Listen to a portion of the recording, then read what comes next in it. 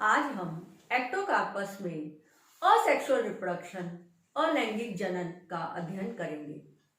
Ectocarpus में asexual reproduction zoospores के माध्यम से होता है और यह जूस्पोर्स स्पोरेंजियम में बनते हैं। एक्टोकार्पस में जो स्पोरेंजियम होते हैं यह दो तरह के पाए जाते हैं। The sporangium are of two type. The first one is plurilocular sporangium and the second type is unilocular sporangium। और यह स्पोरेंजियम स्पोरोफिटिक थैलस में बनते हैं। लेकिन स्पोरोफिटिक थैलस के अलावा एक्टोकार्पस में गैमेटोफिटिक थैलस भी पाया जाता है और यह गैमेटोफिटिक थैलस आकार के रूप से मॉर्फोलॉजिकली सिमिलर होता है स्पोरोफिटिक थैलस से, बट इसका फंक्शन डिफरेंट होता है। गैमेटोफिटिक थैलस का मेन फंक्शन जो है गैमेटेंजिया का निर्माण करना है और गैमेटेंजिया गमीट्स का फॉर्मेशन करता है और यह गमीट्स जो है सेक्सुअल रिप्रोडक्शन में पार्टिसिपेट करते हैं। आइए आज हम असेक्सुअल रिप्रोडक्शन जो है स्टडी करते हैं और यह देखते हैं कि किस प्रकार जो है इसके स्पोरोफिटिक थैलस में स्पोरेंजिया का निर्माण होता है और स्पोरेंजिया में जूस्पोर्स का निर्माण किस तरह होता है और कितने तरह के जूस्पोर्स जो है एक्टोकार्पस के स्पोरोफिटिक थैलस में बनते हैं और इन जूस्पोर्स का कार्य क्या है। आइए, यह है एक्टोकार्पस का स्पोरोफिटिक थैलस। स्पोरोफिटिक थैलस की प्रत्येक कोशिका डिप्लॉयड होती है और स्पोरोफिटिक थैलस का बीजाणुभिद अवस्था का मुख्य कार्य है स्पोरेंजिया का निर्माण करना। एक्टोकार्पस के स्पोरोफाइट में दो टाइप के स्पोरेंजिया का निर्माण होता है। The first one is unilocular sporangia और सेकेंड टाइप है प्लूरिलोक्यूलर स्पोरेंजिया। यूनिलोक्यूलर स्पोरेंजिया को हम एक कोष्ठकीय बीजाणुधानी कहते हैं, जबकि प्लूरिलोक्यूलर स्पोरेंजिया को हम बहुकोष्ठकीय बीजाणुधानी कहते हैं। Uni means one, locule means chamber. Unilocular sporangia में एक ही चैम्बर उपस्थित होता है, एक कोष्ठक उपस्थित होता है, इसीलिए इसे हम यूनिलोक्यूलर स्पोरेंजिया कहते हैं, एक कोष्ठकीय बीजाणुधानी कहते हैं। जबकि pluri means many, locule means chamber. Plurilocular sporangia में बहुत सारे चैम्बर्स उपस्थित होते हैं और सेल्स जो है एक टियर्स में अरेंज होती है, इसीलिए इसे हम प्लूरिलोक्यूलर स्पोरेंजिया अथवा बहुकोष्ठकीय बीजाणुधानी कहते हैं। आइए हम इनके डेवलपमेंट को स्टडी करते हैं। यूनिलोक्यूलर स्पोरेंजिया का निर्माण थैलस में उपस्थित एक स्मॉल लेटरल ब्रैंकलेट्स पे होता है। इन लेटरल ब्रैंकलेट्स के टिप पर इन स्पोरेंजिया का निर्माण होता है और यह स्पोरेंजिया जो है इसके टिप पर उपस्थित कोशिका से बनते हैं। लेटरल ब्रैंकलेट या पार्श्व शाखाओं की टिप पर उपस्थित कोशिका स्पोरेंजियल इनिशियल की भांति व्यवहार करती है और यह स्पोरेंजियल इनिशियल ग्रो करके स्पोरेंजिया का निर्माण करता है। स्पोरेंजियल इनिशियल ग्रो करके स्पोरेंजिया का निर्माण करता है और इसमें उपस्थित डिप्लॉयड सेल, चूंकि यह एक डिप्लॉयड स्पोरोफिटिक थैलस है तो इसमें जो कोशिका में जो न्यूक्लियस उपस्थित है यह न्यूक्लियस डिप्लॉयड होता है। इस स्पोरेंजियल इनिशियल का जो डिप्लॉयड न्यूक्लियस है इसमें मियोसिस डिवीजन के फलस्वरूप 4 हैप्लॉइड न्यूक्लियाई का निर्माण होता है और न्यूक्लियर डिवीजन के तुरंत बाद साइटोकाइनेसिस न होने के कारण चारों हैप्लॉइड न्यूक्लियाई एक ही कोशिका में उपस्थित होते हैं। यह चारों haploid nuclei further mitotic division द्वारा रिपीटेडली डिवाइड करते हैं और यह रिपीटेडली डिवाइड करते हुए अबाउट 32 to 64 हैप्लॉइड न्यूक्लियाई का निर्माण करते हैं। ये सभी हैप्लॉइड न्यूक्लियाई एक ही चैम्बर में उपस्थित हैं। सिंगल चैम्बर में उपस्थित होने के कारण ही इन्हें हम यूनिलॉक्यूलर स्पोरेंजिया कहते हैं। यह जो है अबाउट 32 to 64 न्यूक्लियाई जो है एक सिंगल चैम्बर में उपस्थित हैं और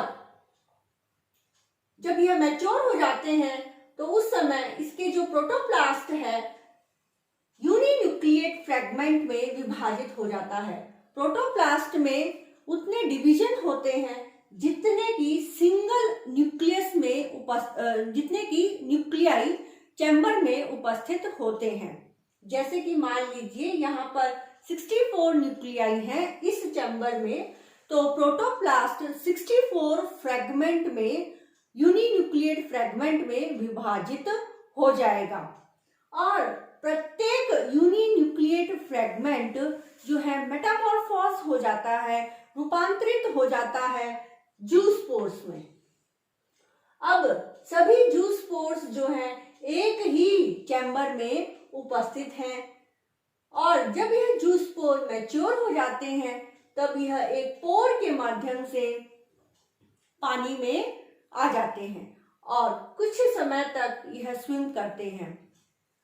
जूस्पोर्स जो हैं पियर शेप्ड हैं, नाशपाती के आकार के होते हैं और इन जूस्पोर्स में जो है क्रोमेटोफोर उपस्थित होता है एवं आई स्पॉट भी उपस्थित होता है।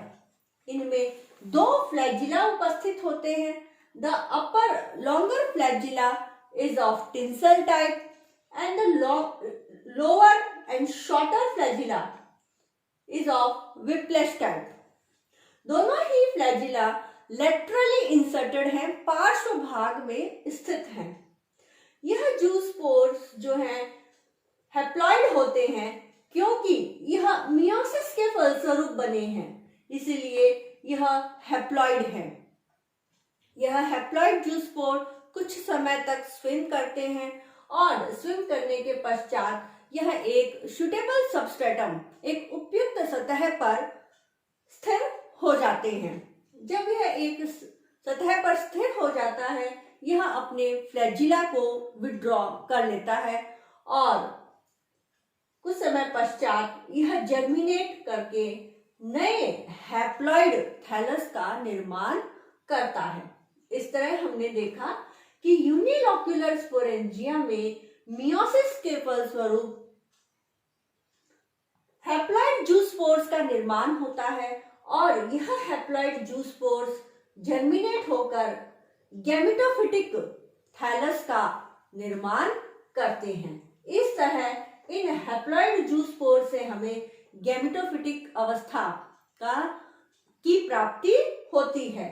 स्पोरोफिटिक अवस्था से गैमेटोफिटिक अवस्था की हमें प्राप्ति हो रही है। इस तरह unilocular sporangia alternation of generation, पीढ़ी एकांतरण में सहायक होते हैं। आइए अब देखते हैं प्लूरिलॉक्यूलर स्पोरेंजिया के डेवलपमेंट को। जैसा कि नाम से स्पष्ट है, pluri means many, locule means chamber.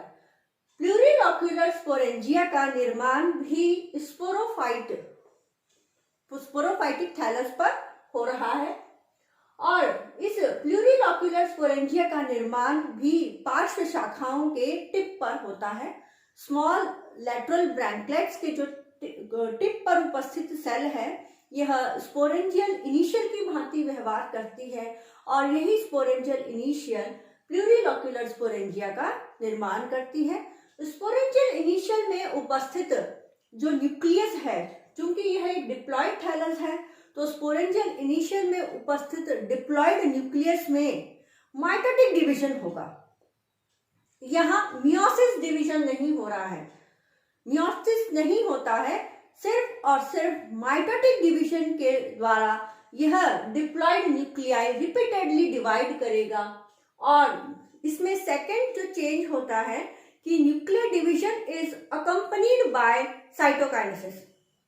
Nuclear division के तुरंत बाद साइटोकाइनेसिस होने से कोशिकाओं का निर्माण निरंतर होता रहता है और 2 से 4, 4 से 8, 8 से 16 और 16 से 32, 64 इस तरह जो है कोशिकाएं निरंतर बनती चली जाती हैं और कोशिकाएं एक के ऊपर क्रम में व्यवस्थित हो जाती हैं, जिससे कि एक टियर ऑफ सेल्स का निर्माण होता है। इस तरह हम देखते हैं एक यंग स्पोरेंजिया जो है एक छोटी सी ब्रैंकलेट के ऊपर, लैटरल ब्रैंकलेट के ऊपर निर्मित हो जाता है। धीरे धीरे यह डेवलप करेगा। मैच्योर प्लूरिलोक्यूलर स्पोरेंजिया में अबाउट 660 सेल्स जो है, क्यूबिकल सेल्स जो है एक टियर में अरेंज रहती हैं और मैच्योर प्लूरिलोक्यूलर स्पोरेंजिया में बहुत सारे लोक्यूल्स, बहुत सारे चैम्बर्स हैं और यह चैम्बर्स जो है इसीलिए बने हैं क्योंकि इसमें nuclear division is accompanied by cytokinesis. Nuclear division के तुरंत बाद साइटोकाइनेसिस होने से कोशिका का निर्माण होता है और जब यह मैच्योर हो जाता है तो मैच्योर प्लूरिलोक्यूलर स्पोरेंजिया में ये जो प्रत्येक कोशिकाएं हैं, प्रत्येक कोशिका रूपांतरित होके जूस्पोर का निर्माण करती है और जब यह प्लूरिलोक्यूलर स्पोरेंजिया मैच्योर हो जाता है तो इसकी जो कोशिकाएं हैं यह जूस्पोर का निर्माण करती हैं और यह जूस्पोर एक पोर के माध्यम से बाहर पानी में रिलीज हो जाते हैं। Zoospores of plurilocular sporangia are similar to that of zoospores of unilocular sporangia. इनके ये जो जूस्पोर प्लूरिलोक्यूलर स्पोरेंजिया में बनते हैं यह सिमिलर होते हैं unilocular sporangia, except one difference. एक डिफरेंस है कि दीज स्पोर्स आर डिप्लॉयड। यह जूस्पोर्स डिप्लॉयड होते हैं जबकि यह जूस्पोर्स हैप्लॉयड होते हैं। क्यों? यह जूस्पोर्स मियोसिस के फलस्वरूप बने थे इसलिए यह हैप्लॉयड है और यह जूस्पोर्स डिप्लॉयड है क्योंकि इस पूरे प्रोसेस में मियोसिस कहीं भी नहीं हुआ है। डिप्लॉयड थैलस था और प्रत्येक कोशिका इस स्पोरेंजिया की डिप्लॉयड है और प्रत्येक कोशिका रूपांतरित होकर मेटामॉर्फोस होकर डिप्लॉयड जूस्पोर्स का निर्माण करती है। यह जूस्पोर्स कुछ समय तक स्विम करता है और स्विम करने के पश्चात एक सुटेबल सबस्ट्रेटम पर यह लैंड करता है और जर्मिनेट होकर एक डिप्लॉयड थैलस का निर्माण करता है। इस तरह हमने देखा कि स्पोरोफिटिक जो थैलस है एक्टोकार्पस का, इससे दो तरह के जूस्पोर्स बन रहे हैं, इससे दो तरह के स्पोरेंजिया बन रहे हैं और दोनों ही तरह के स्पोरेंजियम में, बीजाणुधानियों में दो तरह के जूस्पोर्स का निर्माण होता है।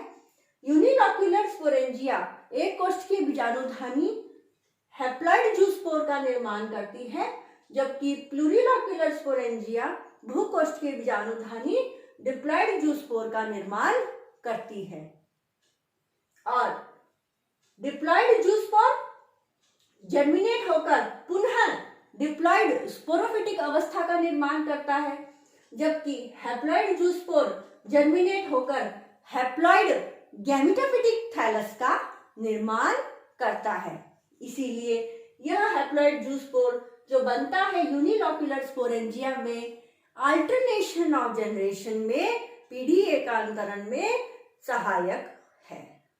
इस तरह हमने देखा कि एक्टोकार्पस में असेक्सुअल रिप्रोडक्शन जूस्पोर्स के माध्यम से होता है।